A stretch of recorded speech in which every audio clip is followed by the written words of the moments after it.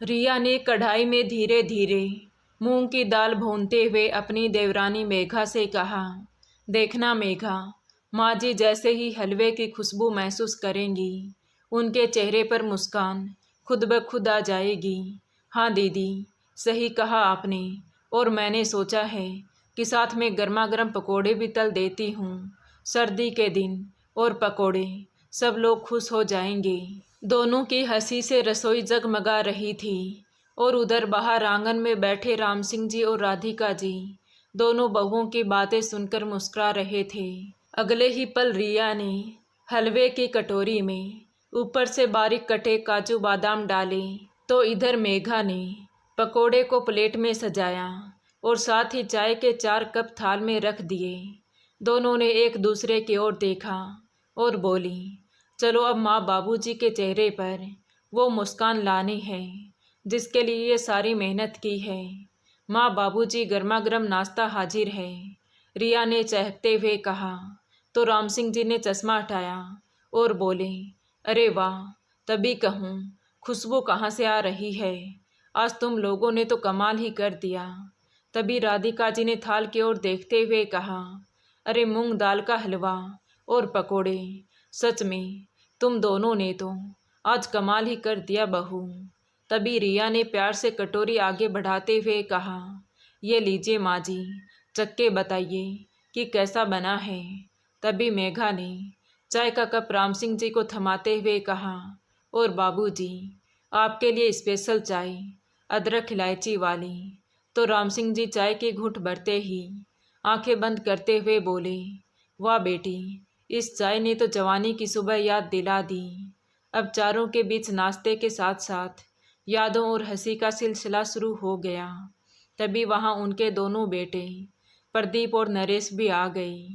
प्रदीप ने मुस्कुराते हुए थाली की ओर देखा और मज़े लेते हुए कहा, अरे वाह, क्या बात है, आज तो लगता है कि आपकी बहुओं ने अपने हाथों से मोहब्बत घोल दी है।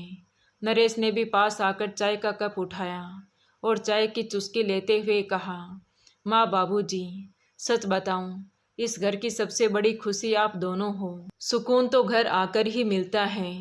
ये सुनकर राम सिंह जी का चेहरा गर्व से भर गया।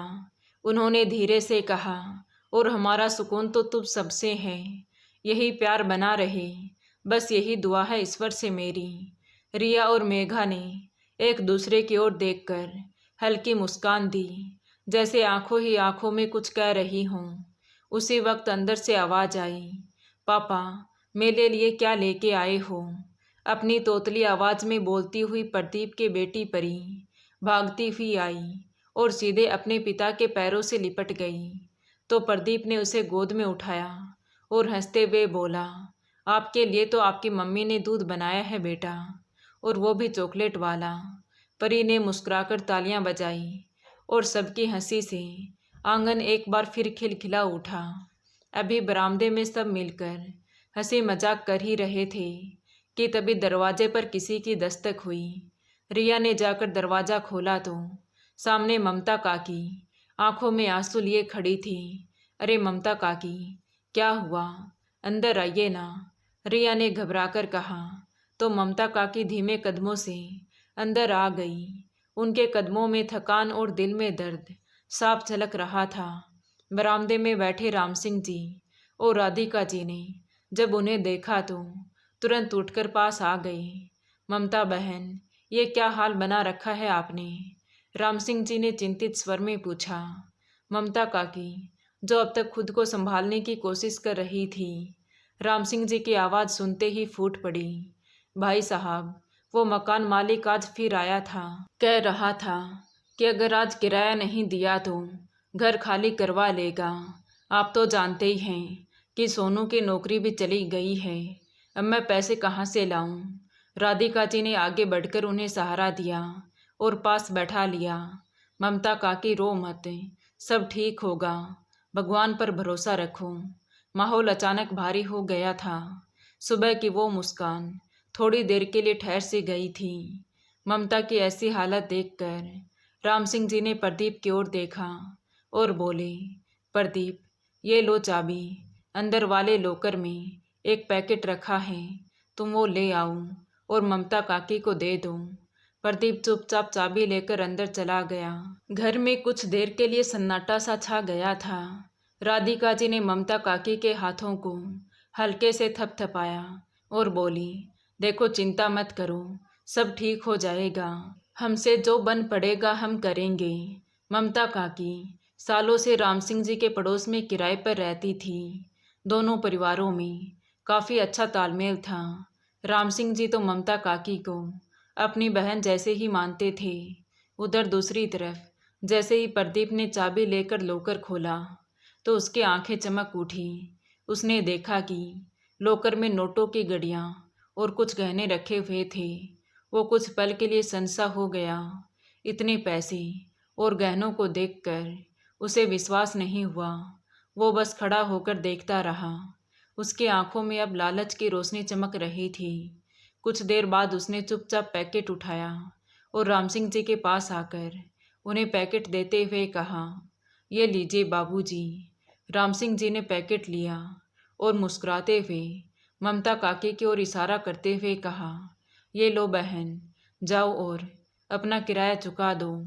ममता काकी की आंखों से आंसू छलक उठे। उन्होंने राम सिंह जी का आभार प्रकट किया और धीमे कदमों से वहाँ से चली गई। ममता काकी के जाते ही सब अपने अपने कामों में व्यस्त हो गए। कुछ समय बाद प्रदीप ऑफिस जाने के लिए घर से निकला तो उसके मन में ममता काकी वाला वाक्य घूम रहा था। वो लॉकर, वो पैसों की घड़ियाँ और वो गहने जिनके बारे में कभी किसी ने कुछ जिक्र तक नहीं किया था। उसके होठों पर एक खामोश सवाल था कि आखिर इतना सब कुछ होते हुए भी माँ बाबूजी हमेशा सादगी में क्यों जीते रहे। उधर नरेश अपने कमरे से निकलते हुए बोला, मेघा, अगर टिफ़िन तैयार है तो जल्दी से दे दो, वरना बॉस कहेगा कि आज फिर घर वाली से बात करते रह गया। नरेश मजाक के अंदाज में बोला तो मेघा ने टिफ़िन लाकर मुस्कुराते हुए नरेश के हाथ में दे दिया। दोनों भाई अपने अपने ऑफिस के लिए निकल गई। राधिका जी ने बरामदे में बैठे राम सिंह जी की ओर देखा। वो अभी कुछ सोच में डूबे हुए थे। शायद ममता काकी की हालत याद आ रही थी। राधिका जी उनके पास आकर बैठी और धीरे से बोली, सुनिए जी, मैंने सोचा है क्यों ना हम वो पुराना घर जो अब खाली पड़ा है ममता काकी को रहने के लिए दे दें। राम सिंह जी ने राधिका जी की बात सुनी तो उन्होंने हल्के से सिर हिलाया और बोले, तुम सही कह रही हो राधिका, अगर हम किसी की मदद कर सकते हैं तो इसमें बुरा ही क्या है। तुम्हारा मन साफ है, तभी तो ये घर आज भी इतने प्यार से भरा है। दे देंगे पुराना मकान ममता काकी को। पर उन्हें नहीं पता था कि पीछे खड़ी रिया ने उनकी सारी बातें सुन ली हैं। शाम का समय जब प्रदीप घर आया तो रिया ने ममता काकी को पुराना मकान देने वाली बात प्रदीप को बताई। ये सुनते ही प्रदीप के तो जैसे होश ही उड़ गई। उसका चेहरा गुस्से से लाल हो गया। उसने चिढ़ते हुए कहा, माँ बाबूजी का तो दिमाग ही खराब हो गया है। भला कोई मकान किसी को ऐसे देता है क्या? अगर किसी की मदद करनी है तो क्या ये तरीका है मदद करने का? वो अपने गुस्से को काबू में करते हुए बोला, मैं आज ही नरेश से बात करूँगा, उन्हें समझाऊँगा कि माँ बाबूजी का ये कदम सही नहीं है। हमारे माँ बाबूजी अपने खुद के बच्चों को छोड़कर दूसरों का भला करने में लगे हैं। रात को खाना खाने के बाद सब अपने अपने कमरों में चले गए तो प्रदीप ने अपनी पत्नी रिया से कहा, चलो नरेश से बात करते हैं। अगर आज बात नहीं करेंगे तो ये जो दिमाग में तनाव चल रहा है वो और बढ़ जाएगा। प्रदीप और रिया दोनों नरेश के कमरे में पहुँचे तो दरवाज़ा खोलते ही मेघा ने मुस्कुराते हुए कहा, अरे क्या हुआ दीदी, नींद नहीं आ रही क्या, या अपना कमरा भूल गई? चुप कर छोटी, आपको रात में भी मजाक सूझ रहा है और यहाँ हम चिंता से मरे जा रहे हैं। तभी अंदर से नरेश की आवाज़ आई, अरे क्या हुआ भैया, क्यों परेशान हो रहे हो? चलो अंदर तो आओ।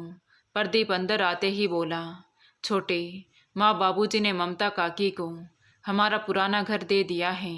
हाँ भैया, सुना तो मैंने भी है, मेघा बता रही थी, लेकिन माँ बाबूजी की मर्जी के आगे हम क्या बोल सकते हैं। ये सुनते ही प्रदीप ने गुस्से में आकर कहा, छोटे, तुझे पता भी है जो पैकेट आज बाबूजी ने ममता काकी को दिया था उसमें कितने पैसे थे। मैं जानता हूँ, आप सोच भी नहीं सकते। उसमें 50,000 रुपये थे। 50,000? नरेश और मेघा दोनों हैरान होकर बोले। हाँ छोटू, मैंने खुद गिने थे और उस लॉकर में मैंने जो कुछ देखा उसे देखकर तो मुझे विश्वास ही नहीं हुआ। अपनी आंखों पर यकीन करना मुश्किल हो गया था। प्रदीप की बातें सुनकर नरेश और मेघा दोनों ही हैरानी से एक दूसरे की तरफ देखने लगे। लेकिन भैया, बाबूजी ने इतने पैसे ममता काकी को क्यों दिए? वही तो मैं बोल रहा हूँ छोटे। मुझे लगता है कि ये गलत हो रहा है। अगर इस तरह माँ बापू सब कुछ लुटा देंगे तो हम तो रास्ते पर आ जाएंगे। प्रदीप ने गुस्से में कहा। तो नरेश बोला, तुम सही कह रहे हो भैया, अब हमें कुछ करना ही होगा वरना बहुत देर हो जाएगी।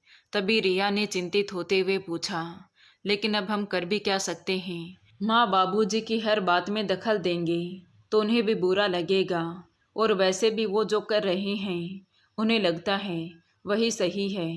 तभी नरेश ने झुंझलाते हुए कहा, भाभी, हर बार चुप रहना भी तो ठीक नहीं है। कल को उन्होंने सारा पैसा और ज़मीन भी बेच दी तो हम तो हाथ मलते रह जाएंगे। प्रदीप उठकर खिड़की की तरफ चला गया। कुछ पल चुप रहा, फिर बोला, देखो, सीधे सीधे तो हम उन्हें कुछ भी नहीं कह सकते, लेकिन हमें बात घुमा फिरा कर करना ही होगा। ऐसा ना हो कि उन्हें लगे हम उनके फैसलों के खिलाफ हैं। ऐसा कुछ सोचना होगा जिसमें माँ बाबूजी को खुद समझ में आए कि वो जो कर रहे हैं वो पूरी तरह गलत है, और जो घर और पैसे वो बांट रहे हैं उसमें हमारी भी हिस्सेदारी है। तो नरेश ने भी सहमति में सिर हिलाया। ठीक है, मैं सोचता हूँ क्या कहना है, सुबह होते ही बात करूँगा। अब जो भी हो जाए, चुप नहीं बैठना है। प्रदीप की बात सुनकर नरेश और मेघा ने एक दूसरे की ओर देखा। एक अनकहा डर दोनों की आंखों में था, लेकिन अब प्रदीप ने जो बात शुरू की थी उसे अनसुना भी नहीं किया जा सकता था। सुबह हुई तो राधिका जी नहा धोकर तुलसी के पौधे में दिया जला रही थी और राम सिंह जी अखबार लिए बरामदे में बैठे थे।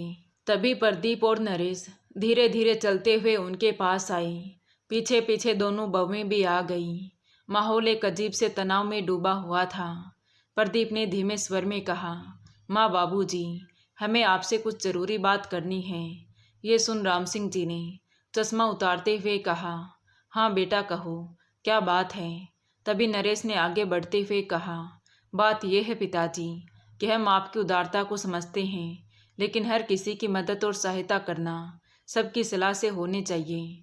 तभी मेघा ने भी अपनी बात रखी कि आज आपने ममता काकी को घर दे दिया, कल को वो कोई और मदद मांग लेगी तो क्या फिर से यूं ही सब लुटा देंगे? राम सिंह जी का चेहरा सख्त हो गया। उन्होंने अखबार मोड़ा और एक टक दोनों बेटों की तरफ देखकर बोले, तो तुम लोग चाहते हो कि हम किसी की मदद ना करें, पैसे रखे रहें, चाहे किसी का घर उजड़ जाए?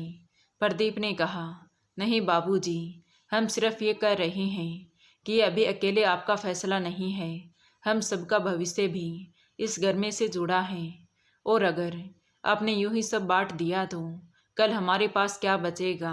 राधिका जी का चेहरा उतर गया। उन्होंने प्रदीप की ओर देखा, बेटा तुम भी यही सोचते हो? तो प्रदीप ने सर झुकाया और बोला, हाँ माँ, अब समय बदल गया है, भावनाओं से ज़्यादा ज़रूरी है व्यवहारिकता। फिर अपने पिता की तरफ देखकर बोला, हमें कभी आपने एक पैसा भी नहीं दिया पिताजी, और बाहर वालों के लिए सब कुछ लुटा दिया। हमें तो अब ये डर लग रहा है कि आप कल को हमारी छत भी किसी और को ना दे दें। तभी रिया ने भी तंज कसते हुए कहा, सच में आज हमने समझा कि इस घर में हम बस रहने वाले हैं, मालिक नहीं। मेघा बोली, बाबूजी, हम तो चुप थे, लेकिन अब सहा नहीं जा रहा। आपके इस फैसले से हम सबका भरोसा टूट गया है। राम सिंह जी की आंखों में गुस्सा और आवाज़ में सख्ती थी। उन्होंने कहा, बस बहुत सुन लिया तुम सबका। उनकी आवाज़ कांप रही थी, गुस्से से नहीं बल्कि उस टूटे हुए भरोसे से जो वर्षों की उम्मीद के सहारे बना था। लानत है तुम जैसे औलाद पर जो इतनी घटिया सोच रखते हो। मैं तो अब तक यही समझता था कि मैं दुनिया का सबसे खुशकिस्मत बाप हूँ जिसे ऐसे बेटे बहू मिले, लेकिन आज समझ में आ गया कि मैं गलत था। उनकी आंखों में आंसू थे और दिल में दर्द।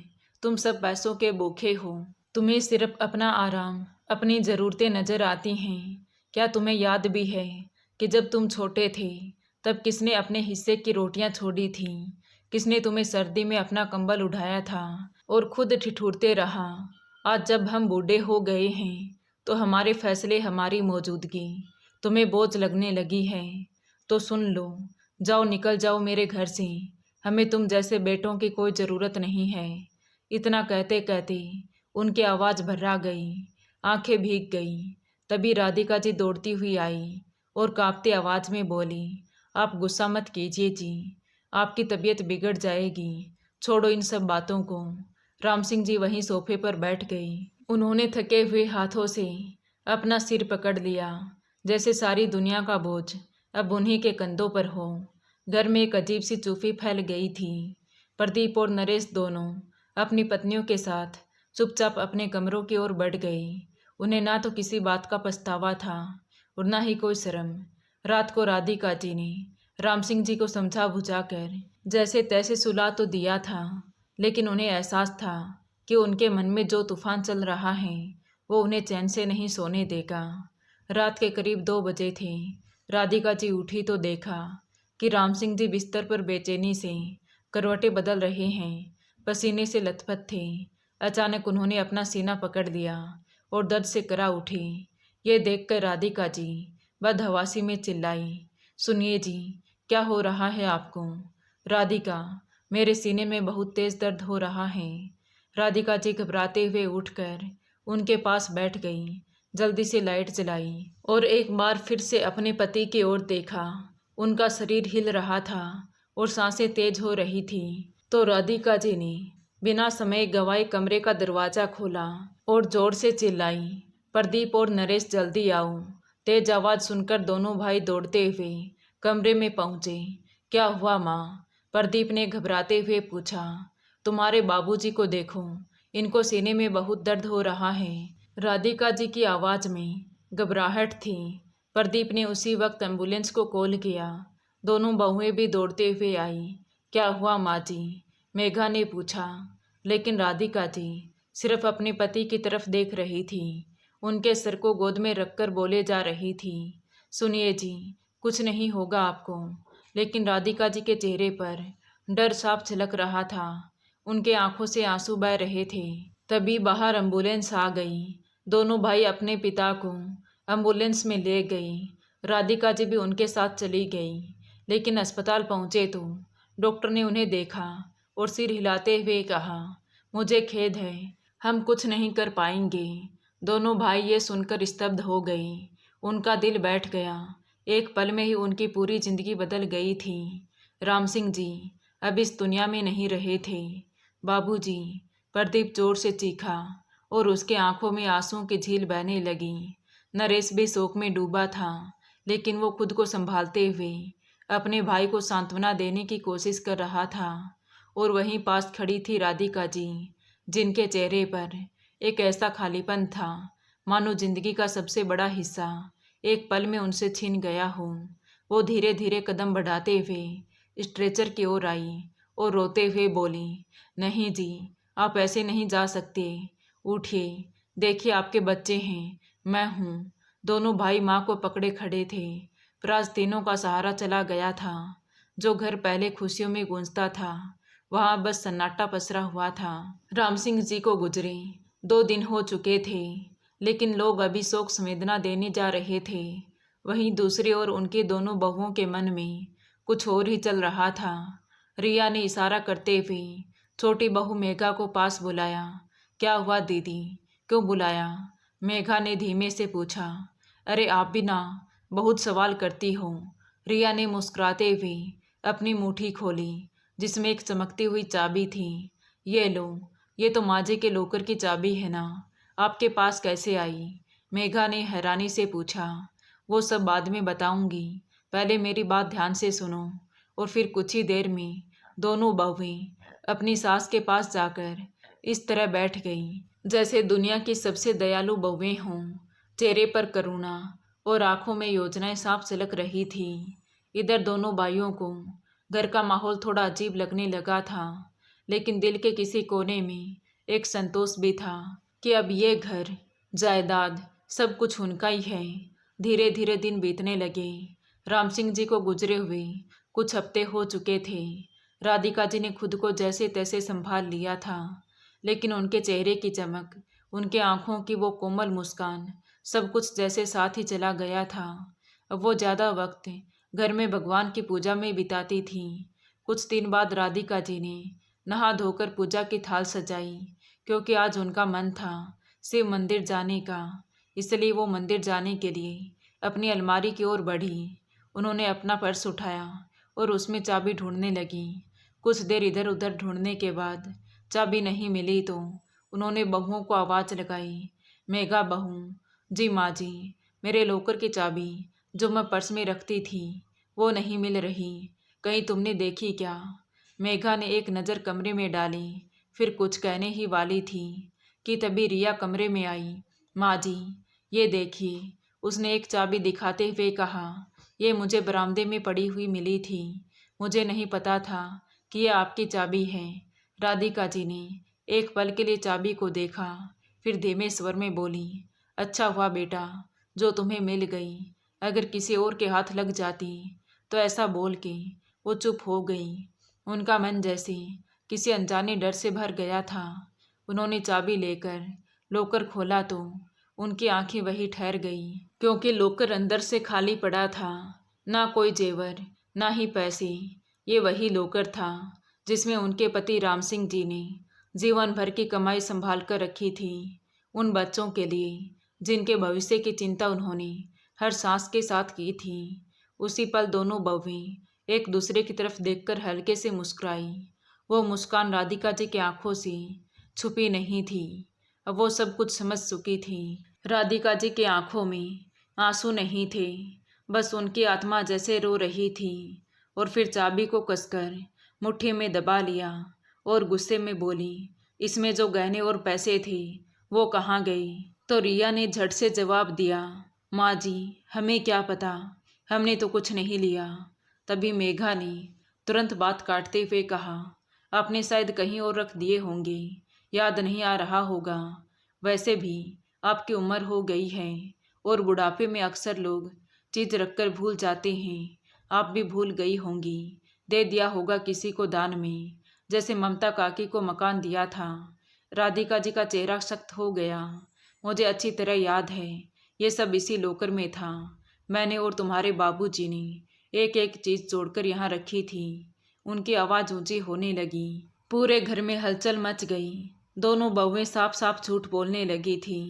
राधिका जी ने गुस्से में दरवाज़ा खोलते हुए आवाज़ लगाई, प्रदीप और नरेश, ज़रा इधर आओ। तो कुछ ही पलों में दोनों बेटे कमरे में आ गए। उनके चेहरे पर झुंझलाहट थी, जैसे माँ ने उन्हें किसी छोटे से काम के लिए बुला लिया हो। क्या हुआ माँ? प्रदीप ने पूछा तो राधिका जी ने लॉकर की ओर इशारा किया। तुम्हारे पिताजी और मैंने जो जेवर और पैसे इस लॉकर में रखे थे वो सब गायब हैं। सिर्फ 20 का नोट पड़ा था और ये चाबी तेरी बीवी बोलती है कि उसको बरामदे में मिली है। ये सुन प्रदीप ने उल्टे लहजे में कहा, माँ, हर बार हम पर ही शक क्यों करती हो? नरेश ने भी साथ दिया, हाँ माँ, कहीं आप ही तो नहीं भूल गई? राधिका जी के चेहरे पर ठेस साफ झलकने लगी थी। भूल क्या? अपने ही घर में अब मुझे ये भी याद रखने की ज़रूरत है कि कौन सी चीज़ कब देखी थी। तुम दोनों को शर्म नहीं आती? ये सब मैंने तुम्हारे लिए संभाल कर रखा था। तभी मेघा ने अपने रंग दिखाते हुए कहा, माँ जी, अगर आपको हम पर भरोसा नहीं तो ताले में ताला लगाकर रखिए, सब कुछ हमारे ऊपर इल्ज़ाम मत लगाइए। रिया ने भी कहा, किसी काम वाली ने ले लिया होगा तो सीधे हम पर क्यों उंगली उठा रही हैं? बस माँ, अब आप हद कर रही हैं। जब से बाबूजी नहीं रहे आप हर छोटी छोटी बात पर शक करने लगी हैं। नरेश ने झुंझलाते हुए कहा।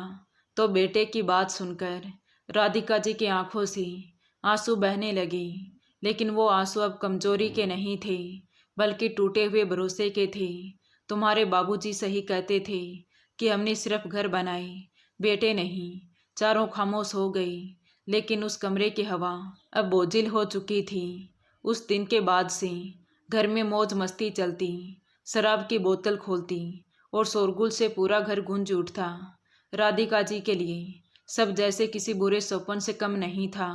वही घर जो कभी राम सिंह जी के संस्कारों और सादगी का मिसाल था, अब न जाने किस दिशा में बहता चला जा रहा था। राधिका जी एक कोने में चुपचाप बैठी सब देखती रहती। कभी दोनों बेटों के चेहरे पर चिंता दिखती थी, लेकिन अब उनकी आंखों में माँ के लिए समय नहीं था। वो सिर्फ अपनी पत्नियों के इशारे पर चलते थे, लेकिन राधिका जी के मन में अभी भी राम सिंह जी की कहीं बातें गूंजती थी। राधिका, ये घर हमने मिलकर बसाया है। अगर कभी बच्चे गलत राह पर चलें तो चुप मत बैठना। उन्हें लगता था कहीं ना कहीं वो इस लड़ाई में अकेली जरूर है, लेकिन हार मान लेना राम सिंह जी की यादों से गद्दारी होगी।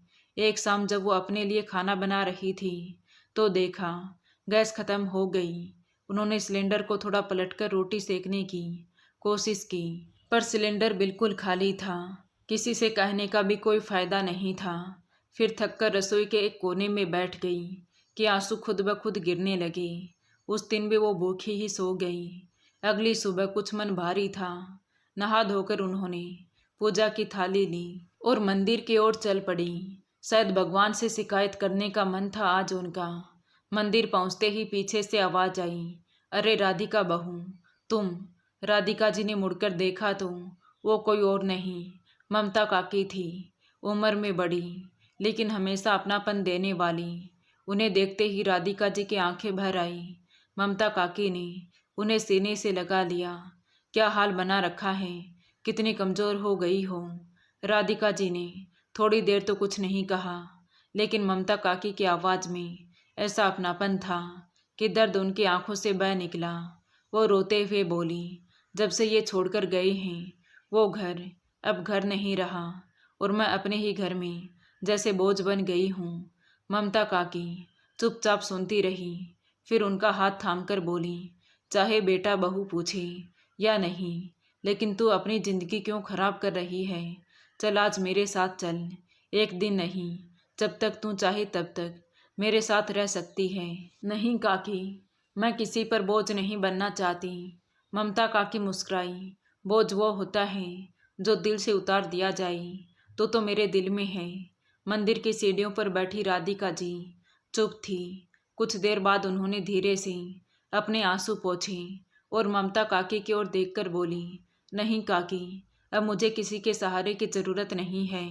राधिका जी की आंखों में दृढ़ता साफ झलक रही थी। अब मैं अपने लिए, अपने स्वाभिमान के लिए और उस विश्वास के लिए लड़ूंगी जो मेरे पति ने मुझ पर जताया था। अब मैं किसी के रहमो करम पर नहीं रहूंगी। जिंदगी की इस आखिरी लड़ाई में मैं पीछे नहीं हटूंगी। ममता काकी ने उनके हाथ थाम लिए और नम आँखों से बोली, राधिका, आज पहली बार तुझ में तेरे पति की वही दृढ़ता देखी है। राधिका जी उठी। आज उनकी चाल में थकावट नहीं बल्कि दृढ़ता थी। जब घर पहुंची तो ड्राइंग रूम में तेज म्यूजिक बज रहा था। कुछ लड़कियां हंस रही हैं। चिप्स और शराब की बोतलें टेबल पर फैली पड़ी थी। जिस घर को उन्होंने राम सिंह जी के साथ प्रेम से संवारा था, वहां अब शराब की बदबू फैली थी। उन्होंने गुस्से में आवाज लगाई, बहू, ये क्या हो रहा है घर में। तो मेघा ने लड़खड़ाती नज़रों से देखते हुए कहा, क्या हुआ माँ जी, पार्टी है, थोड़ा म्यूजिक, थोड़ी मस्ती, और क्या, इसमें भी तकलीफ है आपको। राधिका जी की आवाज़ सख्त हो चुकी थी। ये मेरा घर है, यहाँ ये सब नहीं चलेगा। मेघा एक पल चुप रही, फिर जोर से ठहाके लगाकर बोली, अब तो ये घर हमारा है माँ जी, और यहाँ क्या चलेगा क्या नहीं ये हम तय करेंगे, आप नहीं। इतना कहते हुए उसने गिलास टेबल पर पटक दिया। तभी नरेश बाहर आया, नशे में झूमता हुआ। क्या हो रहा है माँ, क्यों चिल्ला रही हो सबके सामने। राधिका जी गुस्से में बोली, तेरी बीवी शराब पी रही है, घर को बाजार बना दिया है, क्या यही सिखाया था हमने। बस कीजिए माँ, हर वक्त की शिकायतें हम सहन नहीं कर सकते। हम बच्चे नहीं हैं जो आपके इशारों पर नाचेंगे। बोलते बोलते वो लड़खड़ाने लगा। यह देख राधिका जी बोली, खुद को तो संभाल नहीं सकता, मुझे क्या बताएगा। नरेश ने झटके से अपनी माँ पर हाथ उठाना चाहा, लेकिन फिर रुक गया। पर हाथ उठाना ही राधिका जी की आत्मा पर चोट कर गया। आंखों में आंसू लिए उन्होंने कांपती आवाज में कहा, मारना, रुक क्यों गया? बस यही देखना बाकी था। तभी मेघा ने ताली बजाकर कहा, वाह रे संस्कार, एक थप्पड़ से डर गई माँ जी, अभी तो बहुत कुछ बाकी है। राधिका जी चुपचाप अपने कमरे में गई, लेकिन उनका चेहरा बता रहा था कि अब सब कुछ बदलने वाला है। अगली सुबह राधिका जी चुपचाप अपने कमरे से बाहर आई। उनके चेहरे पर एक अजीब सी दृढ़ता थी, जैसे अब उन्होंने कुछ ठान लिया हो। वो सीधे स्टोर रूम में गई। वहां से एक पुराना टिन का डिब्बा निकाला, जिसमें कुछ पुराने ताले और चाबियां रखी थी। धीरे धीरे उन्होंने घर के हर कमरे का जायजा लिया और उन सब पर ताले लगा दिए। जब रिया ने देखा कि उसका कमरा बंद है, तो वो चिल्लाती हुई आई, माँ जी, ये क्या मजाक है, आपने मेरा कमरा क्यों बंद किया? राधिका जी बिल्कुल शांत लेकिन कठोर स्वर में बोली, ये घर अब अयासी का अड्डा नहीं बनेगा बहू। तभी मेघा भी आ गई, माँ जी, आपको ये करने का कोई हक नहीं है। राधिका जी ने उनकी तरफ देखा और बोली, हक हक तो तुम लोगों ने कब का छीन लिया। अब जो मैं कर रही हूँ वो एक माँ नहीं, एक औरत कर रही है, जो अपने पति की अंतिम इच्छा निभा रही है। अब ये घर मेरी मर्जी से चलेगा और जिसको ये मंजूर ना हो उसको इस घर में रहने की ज़रूरत नहीं। कमरे में सन्नाटा सा छा गया। दोनों बेटे गुस्से से राधिका जी के सामने आए और बोले, ये क्या तमाशा कर रखा है माँ, तुम अब हमसे ऐसे पेश आओगी? तभी राधिका जी ने बेटे की ओर देखकर कहा, अब तक माँ थी इसलिए सहती रही, अब सिर्फ घर की मालकिन हूँ और मालिक अपना घर ऐसे ही बचाता है। राधिका जी के ताले लगाने की हरकत से पूरा घर जैसे उबलने लगा था। दोनों बेटे अपने अपने कमरों के सामने खड़े गुस्से में तमतमा रहे थे। यह घर हमारा है, आप अकेले अब कुछ भी फैसला नहीं ले सकती माँ। तभी राधिका जी ने कहा, तुम सबने तो इस घर को नरक से भी बेहतर बना दिया है। ये वही घर है जहाँ कभी मैं अपने पति के साथ बैठकर सपना देखा करती थी कि हमारे बच्चे इस घर को और रोशन करेंगे। लेकिन आज ये घर हर रोज़ मुझ पर रोता है। दीवारें भी मुझसे सवाल करती हैं कि क्या यही वो बेटे हैं जिनके लिए मैंने अपनी सारी ज़िंदगी खपा दी। नरेश ने कुछ कहना चाहा, लेकिन राधिका जी ने हाथ उठाकर उसे रोक दिया। नहीं बेटा, आज मेरी सुनो। उस दिन तुम्हारे बाबूजी ने कहा था, अगर मैं चला जाऊं तो इस घर को संभालना, अगर कोई गलत राह पर चले तो चुप मत बैठना। तब मैं नहीं समझी थी कि वो ऐसा क्यों कह रहे हैं, पर आज समझ में आ गया। उन्हें शायद पहले ही आभास हो गया था। कमरे में सन्नाटा सा छा गया। बहुएं एक दूसरे को देख रही थी और बेटों के चेहरे शर्म और गुस्से के बीच उलझे हुए थे। राधिका जी ने गहरी सांस लेते हुए कहा, अब इस घर में वही रहेगा जो घर का किराया देगा और इस घर की इज्जत करेगा, चाहे बेटा हो या बहू। अगर किसी को मेरी शर्तें मंजूर नहीं तो वो इस घर को छोड़कर जा सकता है। यह मेरा घर है और राम सिंह जी की आखिरी जिम्मेदारी। और अब एक आखिरी बात सुन लो, ये घर मेरे नाम पर है और मैंने पहले ही इसकी वसीयत ट्रस्ट के नाम कर दी है। यानी मेरे मरने के बाद ये घर किसी भी हालत में ना तुम्हारे हाथ आएगा ना तुम्हारी बीवियों के। ये सुन दोनों बेटे चौंकते हुए बोले, क्या, ये आप क्या कह रही हैं माँ? वही कह रही हूँ जो तुम सब सुनना नहीं चाहते थे। तुम ये मत सोचना कि अगर मैं मर जाऊँ तो ये घर तुम्हारे पास आ जाएगा। बिल्कुल नहीं, उल्टा तुम्हें इस घर से बेदखल कर दिया जाएगा, क्योंकि ये घर मेरे मरने के बाद एक सेवा सदन बनेगा जहाँ बुजुर्ग और बेसहारा महिलाएं सुकून से रह सकें। फिर उन्होंने एक ठंडी मुस्कान के साथ कहा, और रही बात पैसों की, तो मैं अब भी तुम्हारे रहमो कर्मों पर जिंदा नहीं हूँ। अपनी ज़रूरत के लिए मुझे अब किसी के सामने हाथ फैलाने की ज़रूरत नहीं है। इतना कहकर राधिका जी वहाँ से चली गई। अब दोनों बेटों की आंखों में पहली बार डर था। दोनों बहुओं के चेहरे पर भी चिंता और घबराहट तैर रही थी। दोपहर हो चली थी, लेकिन राधिका जी अभी तक घर नहीं लौटी थी। चारों बेटे बहू अपने अपने कमरों के बाहर गुमसुम बैठे थे, जिन पर अब तक ताले लगे हुए थे। तभी कुछ देर बाद राधिका जी घर के अंदर आई। उनके पीछे एक युवक और एक महिला भी थी। घर में कदम रखते ही उन्होंने बिना किसी की तरफ देख के कहा, रमन बेटा, यही है वो कमरा जिसके बारे में मैंने तुमसे बात की थी। रमन ने सिर हिलाया। उसकी पत्नी ने भी घर में कदम रखा। अब से तुम दोनों यही रहोगे। जैसा तय हुआ था, किराया हर महीने की 1 तारीख को सीधे मुझे मिल जाना चाहिए। दोनों बेटे जो ये सब देख रहे थे, ये सुनकर सन रह गए। दोनों बहुएं भी एक दूसरे को देखकर फुसफुसा रही थीं। ये सब क्या हो रहा है? राधिका जी ने एक पल के लिए भी पीछे मुड़कर अपने बेटों से कुछ नहीं कहा, ना ही कोई सफाई दी। फिर उन्होंने रमन से कहा, तुम्हें किसी भी तरह की मदद चाहिए तो वो मुझसे कहना।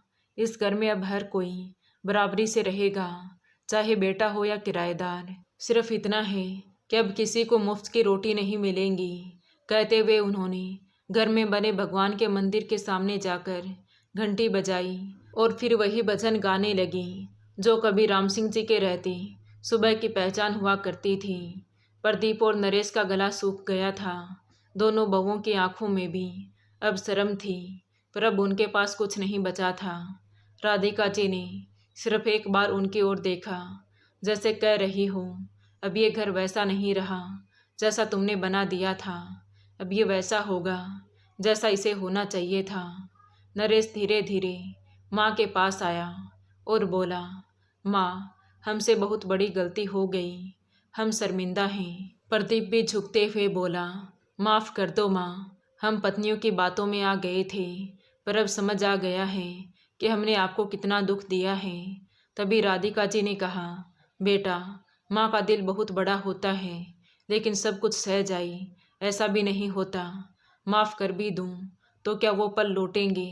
क्या बाबूजी की कही वो बातें मिट जाएंगी जिनका मतलब मुझे अब समझ में आया है? कुछ देर चुप रहकर उन्होंने धीरे से कहा, पछताना अगर वक्त पर हो तो जीवन समझ आ जाता है, लेकिन जब पछतावा देर से हो तो बस निशान छोड़ जाता है। फिर उन्होंने सीधा कह दिया, मैं कोई नफरत नहीं पालती, लेकिन अब भरोसा नहीं कर सकती, और जो भरोसा चला जाए वह ममता भी सीमित हो जाती है। अब इस घर में रिश्ते किराएदारों की तरह ही रहेंगे, नज़दीक होकर भी दूर। प्रदीप और नरेश की आंखों में आंसू बह निकले, पर अब कुछ नहीं बदला जा सकता था। वक्त निकल चुका था और माँ का दिल अब अनुभव की आग में तपकर ठोस हो चुका था। इसलिए दोनों बेटे बहू अब इस घर में रहते तो थे, लेकिन अब हर महीने की 1 तारीख को किराया देते थे उस माँ को जिसे उन्होंने कभी बोझ समझा था। बहुएं भी अब चुपचाप रहती थी, क्योंकि अब राधिका जी का फैसला अटल था। तो दोस्तों, आपको ये कहानी कैसी लगी कमेंट करके ज़रूर बताएं। कहानी अच्छी लगी हो तो प्लीज़ वीडियो को लाइक करें, शेयर करें और हमारे चैनल कहानी विद देवांशी को सब्सक्राइब ज़रूर करें। Thank you.